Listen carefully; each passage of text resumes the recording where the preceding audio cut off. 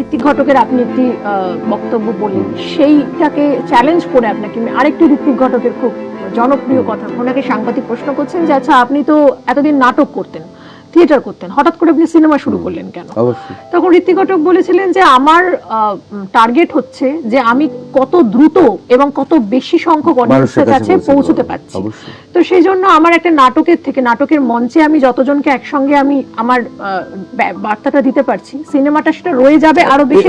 এবং তিনি তখন খুব উত্তেজিতভাবে বলেছিলেন যে সিনেমা থেকে কোনো এরকম শক্তিশালী মাধ্যম আছে তাহলে সিনেমাকেও আমি লাথি মেরে ছুঁড়ে ফেলে দেব। এক্স্যাক্টলি, তার মানে কি ইউ হ্যাভ টু মানে cope up with the edges, না হলে ডাইনোসর হয়ে যেতে হবে। এবার আমি যদি মনে করি যে আজকের দিনে হাজার হাজার এন্টারটেইনমেন্ট মোড, তবু মানুষ বই পড়বে, কেন পড়বে?